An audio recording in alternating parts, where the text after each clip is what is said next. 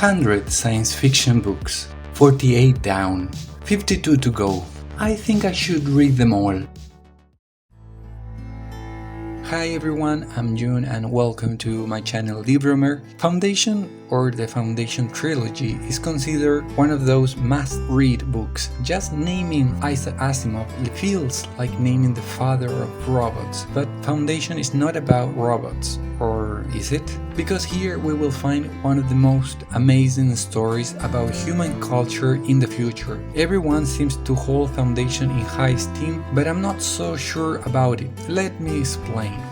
By the way, I will probably tell some spoilers, but minor spoilers only. I always had the wrong idea that Foundation was a synonym for pillar, when actually it is a synonym for institution. Harry Seldon, a mathematician, predicts that the galactic empire, controlling millions of planets, will collapse, bringing humanity into a barbaric period of 30,000 years. There is nothing that can be done, but Harry creates psychohistory, a science that can predict the behavior of humans. So Harry has a plan to shorten the barbaric period from 30,000 years to only 1,000 years. One of his plans is to create two foundations, or institutions, that will help in his plan. Foundation tells the story of the first settlers and descendants of the first foundation, which is located on a planet called Terminus on one extreme of the galaxy.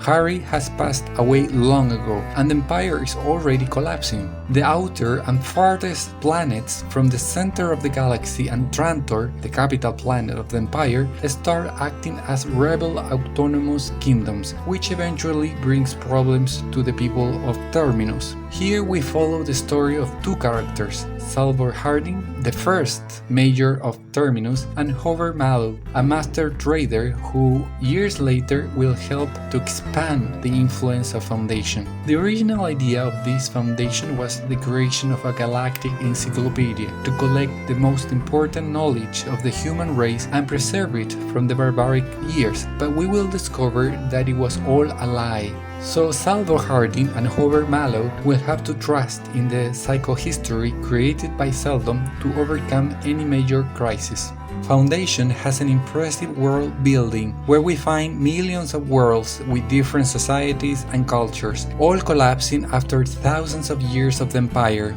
But in this book, Foundation, we will only see just a few of them. We will see how these main characters shape the future of Foundation. Now, even though this is considered a great book, I didn't feel it was like that, and I will explain why. The Foundation trilogy was written by Isaac Asimov between 1951 and 1953, but I'm reading the Foundation series in chronological order, so I read Prelude to Foundation and Forward the Foundation first, though they were published in 1988 and 1993 respectively many years later. I found that Prelude to Foundation and Forward the Foundation are much more entertaining than Foundation. I don't know if I spoiled myself by reading this book first, but reading about the actual life of Harry Seldon and how he had to hide in different sectors of Trantor and how he ended up creating psychohistory was more interesting. I also found that I liked the characters in the first books much more than the ones in Foundation. But Foundation has also a great story and a way to show the progress in the Foundation's history that makes it a great book. I have read that Isaac Asimov, also known for his Robot series, tried to find a way to connect both stories, the Robot series and Foundation series, which makes the creation of this huge world building with thousands of years of history much more impressive. I can compare it with books like Dune, Hyperion and Star Wars. I think Foundation, even though being a science fiction book, makes it so relevant and vivid for how our present society moves that we will always find negative aspects like wars, greediness and disasters. But there is always hope, like Harry Seldon has. Now it makes me think if there is a way that mathematics will be able to predict with a high percentage of accuracy not only the weather forecast but also the destiny of our own society. Will it collapse one day? What do you think? Well, another book from the Sci-Fi 52 challenge to erase from the list. That's all for now, and I hope to see you in the next video.